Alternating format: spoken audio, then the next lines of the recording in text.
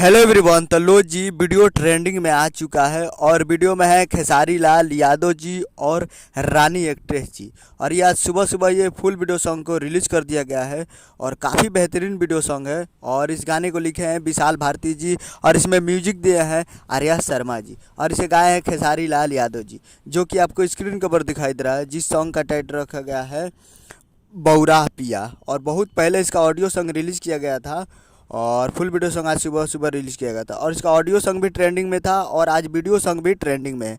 तो आज video song 10 number पर ट्रेंड कर रहा है, 10 नंबर पर ट्रेंडिंग पर म्यूजिक पर ट्रेंड कर रहा है अभी।